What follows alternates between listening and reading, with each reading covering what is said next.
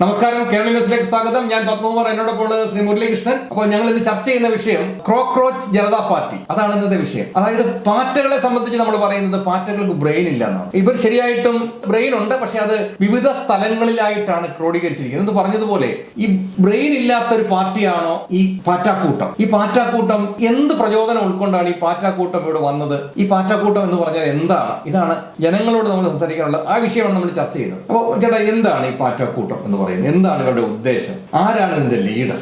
ഇതിന്റെ പേര് കേട്ടാൽ നമുക്ക് ആദ്യം തന്നെ ചിരി വരുന്നു. ഇന്ന് ലോകത്തൊരിടത്തും ഇതുവരെ കേൾക്കാത്ത ഒരു പേരാണ് കോക്രോച്ച് ജനതാ പാർട്ടി, അഥവാ നമ്മൾ മലയാളത്തിൽ പാറ്റാക്കൂട്ടം എന്ന് പറയുന്നത്. ഇത് മെയ് 16 തീയതിയാണ് ഇതിന് തുടക്കമിട്ടത്. മെയ് 16 അമേരിക്കയിൽ ഉള്ള അഭിജിത്ത് ദീപ്കെ അദ്ദേഹമാണ് ഇതിന് ഒരു എക്സ് അക്കൗണ്ട് തുറന്ന് തുടങ്ങി വെച്ചത്. കാരണം സുപ്രീം കോടതി ചീഫ് ജസ്റ്റിസ് സൂര്യ മെയ് 15 നടത്തിയ ഒരു പരാമർശമായിരുന്നു വിഷയമായി ചൂണ്ടിക്കാണിക്കപ്പെട്ടത്. ഒരു കേസ് സംബന്ധിച്ച് ഒരു ചർച്ച നടക്കുമ്പോൾ ഇന്ത്യയിലെ തൊഴിലില്ലാത്ത ചെറുപ്പക്കാരെ പാരസൈറ്റ്സ് ആയിട്ടും പാറ്റകളുമായിട്ടും അല്ലെ കോക്രോച്ച് എന്ന പദം അദ്ദേഹം ഉപയോഗിച്ചത്, അവരെല്ലാം കാർന്നു തിന്നുകയാണ്, തൊഴിലായ്പട പെരുകുന്നു എന്ന് തുടങ്ങി യുവാക്കളെ പരിഹസിക്കുന്ന ഒരു പരാമർശം വന്നപ്പോൾ അത് ഈ അഭിജിത്ത് ദീപ്കെ എന്ന് പറയുന്ന പൊളിറ്റിക്കൽ സ്ട്രാറ്റജിസ്റ്റ് ആദ്മി പാർട്ടി ഉണ്ടാക്കുന്ന സമയത്ത് അതിന്റെ പിന്നിൽ പ്രവർത്തിച്ച ഒരു പ്രധാനപ്പെട്ട കേന്ദ്രം ശ്രീ അഭിജിത്ത് ദീപ്കെയാണ്. അത് കഴിഞ്ഞ 10 ദിവസം കൊണ്ട് ലോകമാസകലം കത്തിപ്പടരുന്ന ഒരു കാഴ്ചയാണ് നമ്മൾ കണ്ടത്. കാരണം തൊഴിലില്ലാത്ത ചെറുപ്പക്കാർ ഇന്ത്യയിലെ ഈ ജനസംഖ്യയിലെ ഏതാണ്ട് 27-28% ചെറുപ്പക്കാർ തൊഴിലില്ലാ പടയായി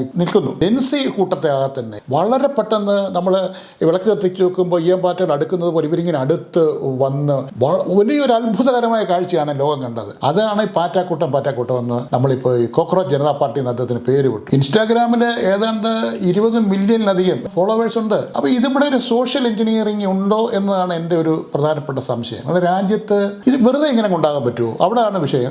എന്താണ് ഒരു സുപ്രീം കോടതിയുടെ ചീഫ് ജസ്റ്റിസ് എത്രയോ വലിയ പരാമർശങ്ങൾ ഇതിനേക്കാളും വലുതായി നടത്തിയിട്ടുണ്ട് ഇല്ലേ? പക്ഷെ ഇത് കത്തിപ്പടരണം. ഇത് കത്തിപ്പടർന്നത് ഇന്ത്യക്ക് പുറത്തു നിന്നാണ് ഇതിന്റെ തീപ്പരി വീണത്. അത് ഇന്ത്യയിലെ ജൻസിക്കൂട്ടം ആകെ തന്നെ ഇതിലേക്ക് അടുത്തുകൂടി അങ്ങനെ വലിയൊരു സംഭവമായി ഇത് മാറ്റിയെടുക്കുകയും ചെയ്തു. ഇതിനെ ഒരു രാഷ്ട്രീയ പാർട്ടിയായി മാറുമെന്നും ചോദിച്ചാൽ അതിനെ സംബന്ധിച്ചൊന്നും എനിക്കൊരു ശുഭാപ്തി വിശ്വാസമൊന്നും തന്നെയില്ല. ഇതൊരു ചെറുപ്പക്കാർക്ക് സിസ്റ്റത്തോടൊരു വലിയ പല പ്രാകൃതമായ സിസ്റ്റത്തോടും അല്ല ഭരണ സിസ്റ്റത്തോടും വലിയ എതിർപ്പും പ്രതിഷേധവും ഒക്കെ തന്നെയുണ്ട്. പക്ഷേ അവരുടെയൊക്കെ ഉള്ളിൽ ഈ സിസ്റ്റം ശരിയല്ല, ഈ സിസ്റ്റം മാറണം, അതിനെ പിന്തുണയ്ക്കാൻ പണ്ണാസാരെ പോലുള്ള ആളുകൾ അല്ലെ മനീഷ് സിസോദിയെ പോലുള്ള ആളുകൾ മഹത്തിയെ പോലുള്ള ആളുകളൊക്കെ വന്നു കഴിയുമ്പോൾ ഇതിനൊരു വലിയ ദേശീയ പ്രാധാന്യം വരികയൊക്കെ തന്നെ ചെയ്യുകയാണ്. അതാണ് ഇതിനെ സംബന്ധിച്ച് ആദ്യമേ ആമുഖമായി എനിക്ക് പറയാനുള്ളത്. ഇനി രണ്ടാമത്തെ കാര്യം, ഞാൻ പറഞ്ഞല്ലോ ഇതൊരു രാഷ്ട്രീയ സോഷ്യൽ എഞ്ചിനീയറിംഗ് ആണോ എന്ന് ഞാൻ സംശയിക്കുന്നു എന്നത്. എന്താ കാരണം?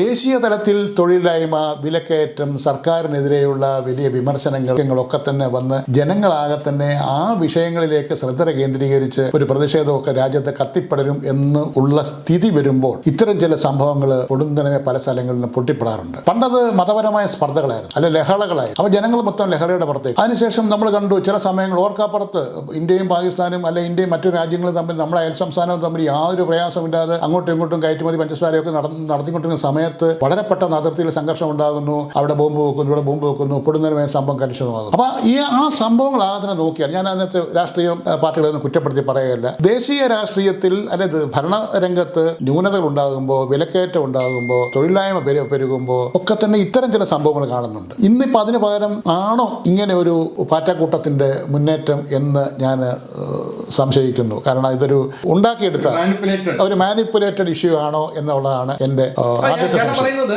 ഇന്ധന വില വർധനവും ശ്രദ്ധ തിരിക്കാനുള്ള തന്ത്രം. അങ്ങനെയുള്ള കാര്യങ്ങളിലാണോ ഇപ്പൊ സാമ്പത്തികമായി ഇപ്പോ മുണ്ട് മുറുക്കി കൊടുക്കേണ്ടി വരും, ആരാണ്ടിയുടെ ഭാഷയിൽ പറഞ്ഞാൽ കയ്പ് നീര് കുടിക്കേണ്ടി വരും എന്നുള്ള അവസ്ഥയിലേക്ക് വരുമ്പോൾ അതിൽ നിന്ന് ആൾക്കാരുടെ ശ്രദ്ധ തിരിച്ച് വിടാനുള്ള സംഭവമാണ്. പക്ഷെ അത് BJP ഉണ്ടാക്കിയതാണെങ്കിൽ BJP വലിയ വില കൊടുക്കേണ്ടി വരില്ലേ പിന്നീട്? അതിന് ഒരു ദീപം കത്തിച്ച് പെട്രോൾ അത് കത്തി പടർന്നു കഴിഞ്ഞാൽ പിന്നെ ആ കാടിനെ ആർക്കും കെടുത്താൻ പറ്റില്ല, ആ കാട്ടുതീയെ. അപ്പൊ അങ്ങനെ ഒരു സാഹസത്തിന് BJP മുതിരുമോ? അല്ല, BJP എന്ന് ഞാൻ പേരൊന്നും പറഞ്ഞില്ല. ഞാൻ ഭരണത്തിനെതിരായിട്ടുള്ള ജനവികാരം ഉണ്ടാകുന്ന സമയത്താണ് ഉണ്ടാകുന്നത്. ഇപ്പം നമ്മുടെ പ്രധാനമന്ത്രി കുറച്ച് ദിവസങ്ങൾക്ക് പറഞ്ഞിരുന്നല്ലോ, എല്ലാവരും മുണ്ട് മുറുക്കി എടുക്കുക, യാത്രകൾ കുറയ്ക്കുക, നമുക്ക് വലിയ പ്രതിസന്ധികളിലേക്കാണ് രാജ്യം പോകാൻ വേണ്ടി പോകുന്നത്. ആഗോള സാമ്പത്തിക ഘടനയുടെ ഭാഗമായി ഉണ്ടാകുന്ന ശോഷിപ്പിന്റെ അടിസ്ഥാനത്തിലായിരിക്കണം അദ്ദേഹം പറഞ്ഞത്. പക്ഷെ അദ്ദേഹം പറഞ്ഞതിന് ഒരു കുറച്ച് ദിവസം കഴിയുമ്പോഴാണ് ഈ സംഭവം, ഈ പാറ്റ പാർട്ടി, ഈ കോക്രോച്ച് പാർട്ടി ഉണ്ടായെന്ന് പറയുന്നത്. ആരും അറിയാത്ത ഒരു സ്വപ്നമായി വിചാരിക്കുന്ന ഒരു കാര്യമാണത്. അതുകൊണ്ടാണ് ഇതിനൊരു സോഷ്യൽ എഞ്ചിനീയറിംഗ് ഉണ്ടോ, ഇതിനൊരു രാഷ്ട്രീയ എഞ്ചിനീയറിംഗ്, പൊളിറ്റിക്കൽ എഞ്ചിനീയറിംഗ് ഇതിന്റെ പിന്നിലുണ്ടോ എന്നുള്ള തോന്നുന്നത്. പിന്നെ ഒരു കാര്യം പറയണ്ടേ, പ്രതിപക്ഷ പാർട്ടികൾ ദുർബല ദുർബലരായി പോയി. പ്രതിപക്ഷത്തിന് ഒന്നിച്ചു നിന്ന് സമരം ചെയ്യാനുള്ള ഒരു ശേഷി നമ്മുടെ രാജ്യത്ത് നഷ്ടപ്പെട്ടു. അല്ലെ, പ്രതിപക്ഷം ഭിന്നിച്ചു നിന്ന് അവർ പരസ്പരം തമ്മിലടിക്കുന്ന ഒരു സ്ഥിതിയിലേക്ക് കാര്യങ്ങൾ വന്നു. അങ്ങനെ വന്നപ്പോൾ ഇതിലൊക്കെ തന്നെ ഈ പുതിയ ജൻസി ടീമിന്, പിള്ളേർക്ക് അല്ല യുവതലമുറയ്ക്ക് വലിയ പ്രതിഷേധങ്ങളൊക്കെ തന്നെ ഉണ്ട്. അവരുടെ മനസ്സിലുള്ള ആശയങ്ങൾ, അത് എ ഓർ ബി, ഭരണകൂടം ആരും ആയിക്കോട്ടെ, അവർക്കെതിരെ അതങ്ങനെ അല്ലായിരുന്നു വേണ്ടത്, അതിങ്ങനെ പോയിരുന്നെങ്കിൽ ആയിരുന്നു വേണ്ടതെന്ന് അവരുടെ താല്പര്യങ്ങളെ ഒന്ന് ഫോക്കസ് ചെയ്ത് പറയാനോ അതിനെ ഒന്ന് മുന്നോട്ട് ഇന്ന വിഷയങ്ങൾ മുന്നോട്ട് വെക്കാനോ ഇവിടെ ഒരു പ്രതിപക്ഷം ഫലത്തിൽ ഇല്ലാതായിരിക്കുന്നു എന്നതാണ് സത്യം. കോൺഗ്രസിനോ ഇപ്പോൾ ഇടതുപക്ഷ പാർട്ടികൾക്കോ മറ്റ് പ്രാദേശിക സംസ്ഥാന പാർട്ടികൾക്കോ ഒന്നും അതിന് കഴിയുന്നില്ല. അതുകൊണ്ട് അതൊരു പ്രധാനപ്പെട്ട ഘടകം തന്നെയാണ്. അതുകൊണ്ടാണ് കോൺഗ്രസ് ചീഞ്ഞാൽ ഈ പാർട്ടിക്ക് വളമാകും. അതെ അതെ അതെ, അത് ശരിയാണ്. അതാണ് ഇപ്പൊ നടക്കുന്നത്. കോൺഗ്രസിന്റെ പിടിപ്പുകേടാണ് ഈ കണ്ടുകൊണ്ടിരിക്കുന്നത്. അതെ അതെ അതെ, ശരിയാണ്. കൃത്യമായി ഒരു പ്രതിപക്ഷ സ്ഥാനത്ത് ഇപ്പൊ കഴിഞ്ഞ പ്രാവശ്യം പാർലമെന്റിലൊക്കെ നല്ല മുന്നേറ്റം നടത്തിയതാണ്. പക്ഷെ അതേ ശക്തിയോടെ മറ്റു സംസ്ഥാനങ്ങളിലും ഇത് വളർത്തിക്കൊണ്ട് വരാൻ കഴിയാത്ത വിധത്തിൽ നിൽക്കുകയാണ്. ഈ അപജയം, ഈ കോൺഗ്രസിന്റെ ഈ അപജയം ഈ പാർട്ടി മുതലെടുക്കാൻ തുടങ്ങുകയാണ്. സൂക്ഷിക്കേണ്ടത് കോൺഗ്രസ് ആണ്. അതാണ് പറഞ്ഞത്. ഇനി മൂന്നാമത്തെ വിഷയം എന്താ, ഇപ്പൊ BJP-യുടെ ഗവൺമെന്റ് ദേശീയ സുരക്ഷ പറഞ്ഞിട്ട്, അല്ലെങ്കിൽ ഇത് ഇന്ത്യയെ തകർക്കാനായിട്ട് പുറം രാജ്യത്ത് സൃഷ്ടിക്കപ്പെട്ട ഒരു ഗൂഢാലോചനയുടെ ഭാഗമാണ് എന്ന് പറഞ്ഞ് ഇപ്പൊ BJP-യുടെ ദേശീയ നേതൃത്വം അതിന്റെ വ്യക്താവൊക്കെ തന്നെ രംഗത്ത് വന്നിട്ടുണ്ട്. ഇതിനകത്ത് ഭൂരിപക്ഷം ആളുകൾ ഈ പറഞ്ഞ 2,20,00,000 പരം ഇതിന്റെ ഫോളോവേഴ്സിൽ ബഹുഭൂരിപക്ഷവും പാകിസ്ഥാനികളും മറ്റ് പുറം രാജ്യക്കാരുമാണ് എന്ന് അതിന്റെ ദേശീയ വക്താവ് പറഞ്ഞായിട്ട് നമ്മൾ കേട്ടു. പക്ഷേ കഴിഞ്ഞ ദിവസം ഈ അഭിജിത് ദീപ്കെ അതിന്റെ കണക്കുകൾ സഹിതം പുറത്തുവിട്ടിട്ടുണ്ട്. 94% ആളുകളും ഇന്ത്യക്കാർ തന്നെയാണ്, ഇന്ത്യൻ സിറ്റിസൺസ് തന്നെയാണ്. അതിൽ 62% പേരും ചെറുപ്പക്കാർ തന്നെയാണ്. അതിന് കുറെ കൂടെ ഒരു ആധികാരികത ഇപ്പോൾ കൈവന്നിട്ടുണ്ട്. ഞാൻ പറഞ്ഞല്ലോ, ഇപ്പോൾ എത്രയോ ആളുകളാണ് ഇതിനകത്ത് പിന്നിൽ വന്നത്. ആം ആദ്മി പാർട്ടിയുടെ തന്നെ ഏറ്റവും പ്രമുഖനായ നേതാവ് മനീഷ് സിസോദിയ, അദ്ദേഹം നമ്പർ 2 ആയിരുന്നല്ലോ ഇദ്ദേഹത്തിന് ശേഷം, കേജ്രിവാളിന് ശേഷം. അതുപോലെ തൃണമൂൽ കോൺഗ്രസിന്റെ മഹുവ മൈത്ര, അവർ CJPയുടെ ഭാഗമാകാൻ ആഗ്രഹിക്കുന്നു എന്ന് പറഞ്ഞ് ഒരു ട്വിറ്ററിൽ അവർ ഒരു മെസ്സേജ് ഇട്ടിരുന്നു. അതുപോലെ പ്രമുഖ സാമൂഹ്യ പ്രവർത്തകനായ അഞ്ജലി ഭരദ്വാജ്, അതുപോലെ പ്രശസ്ത അഭിഭാഷകനായ നേരത്തെ ആം ആദ്മി പാർട്ടിയുടെ പ്രശാന്ത് ഭൂഷൺ സാറ്, അദ്ദേഹം ഇവർ മുമ്പോട്ട് വെച്ച ആശയങ്ങൾക്ക് വലിയ കാര്യമുണ്ട്, ഇത് ഭരണകൂടം അവഗണിക്കാൻ പാടില്ല എന്ന് പറഞ്ഞിട്ടുണ്ട്. വലിയ പരിസ്ഥിതി പ്രവർത്തകനായ നമ്മുടെ സോനം വാങ്ചുക്, ലോകത്തിന് അറിയപ്പെടുന്ന ഒരു പരിസ്ഥിതി പ്രവർത്തനമാണ്. അദ്ദേഹം പറഞ്ഞത് ഞാനും ഒരു ഓണററി കോക്രോച്ചാണെന്ന് അദ്ദേഹം പറഞ്ഞിട്ടുണ്ട്.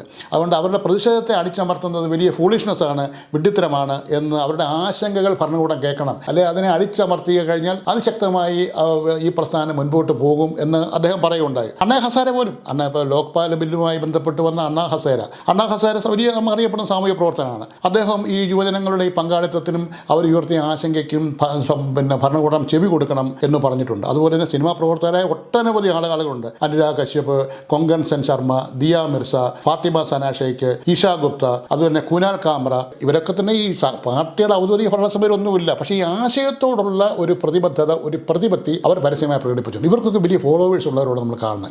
ഞാനീ പറഞ്ഞ പേരുകാരൊക്കെ തന്നെ സമൂഹത്തിൽ വലിയ ഫോളോവേഴ്സ് ഉള്ള ആളുകളാണ്. ഇനി ഞാൻ പറഞ്ഞല്ലോ, IT നിയമപ്രകാരം കേന്ദ്ര സർക്കാരിന്റെ information technology act 2000 section 69A പ്രകാരം CJPയുടെ എല്ലാ അക്കൗണ്ടുകളും കേന്ദ്ര സർക്കാർ മരവിപ്പിച്ചു. പറയുന്നത് ദേശീയ സുരക്ഷയാണ്. ഇന്റലിജൻസ് ബ്യൂറോ നൽകിയ റിപ്പോർട്ടിന്റെ അടിസ്ഥാനത്തിലാണ് ഇത് ചെയ്തതെന്ന് പറയുന്നു. അതുപോലെ ഇവരുടെ വെബ്സൈറ്റ് ഇപ്പോൾ ബ്ലോക്ക് ചെയ്തിരിക്കുകയാണ്. ഇപ്പോൾ ഈ പറഞ്ഞ എക്സ് അക്കൗണ്ട് മാത്രമേ ഉള്ളൂ.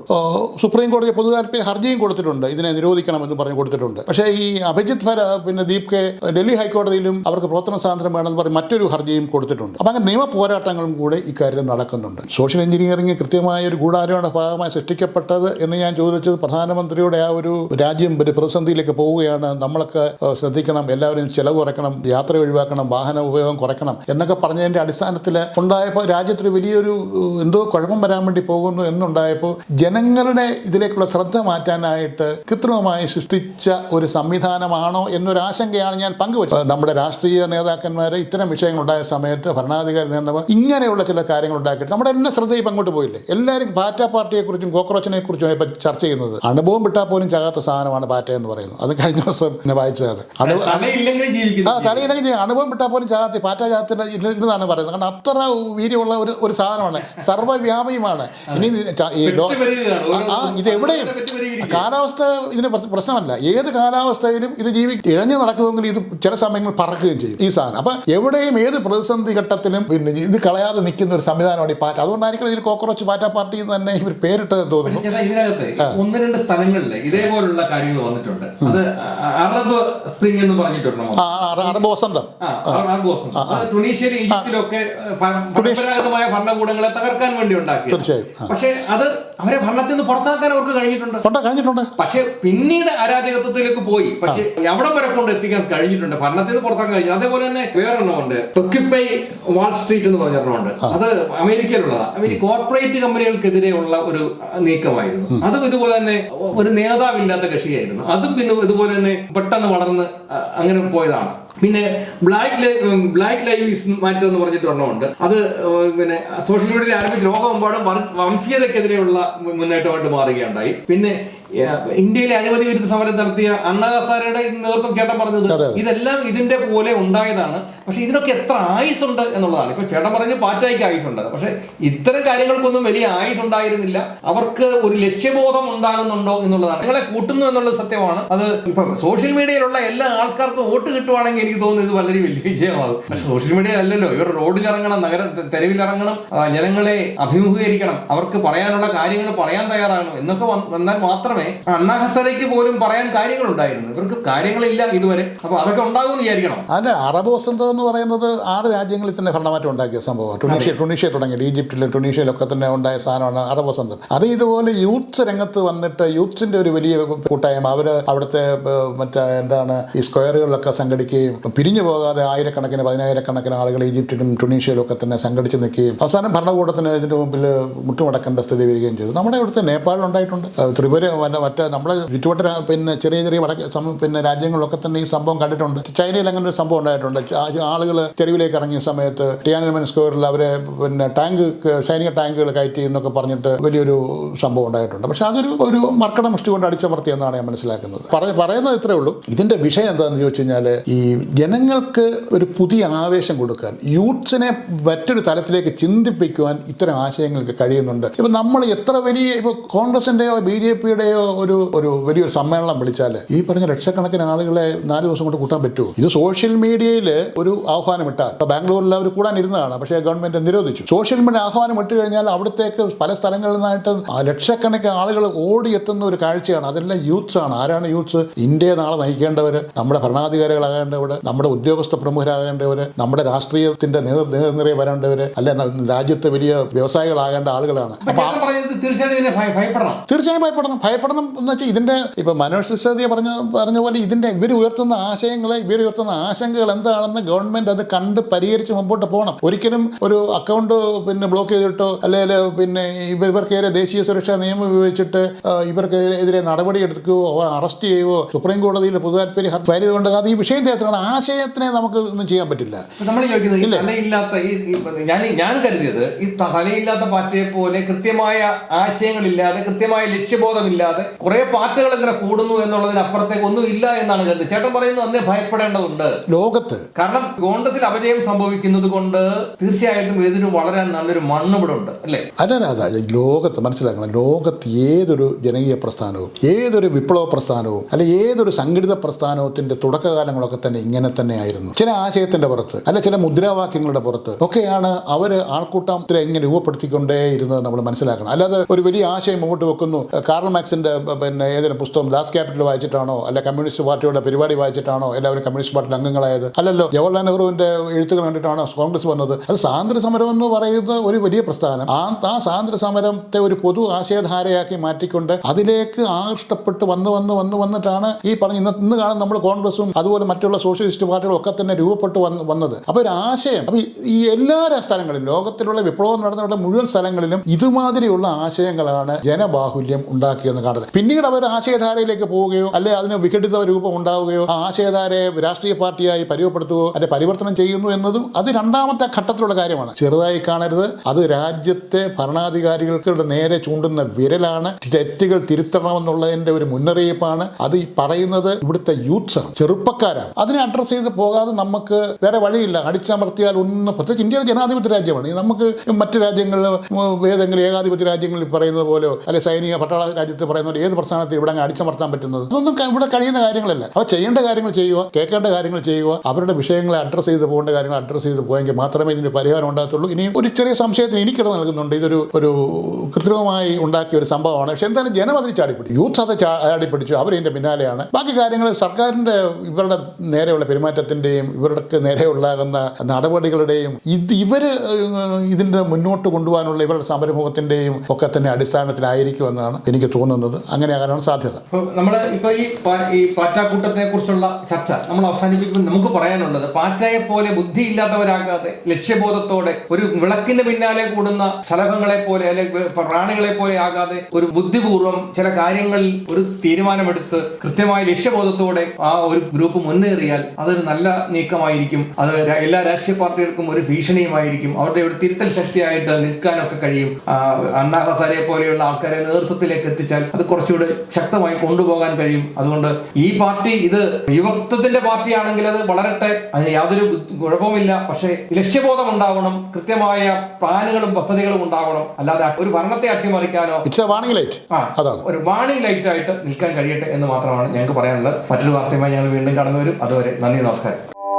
കൂടുതൽ വാർത്തകളും വിശേഷങ്ങളും നിങ്ങൾക്ക് ലഭിക്കാൻ കേരളീയം ന്യൂസ് സബ്സ്ക്രൈബ് ചെയ്യുക. കൂടെ ബെൽ ബട്ടണും അമർത്തുക.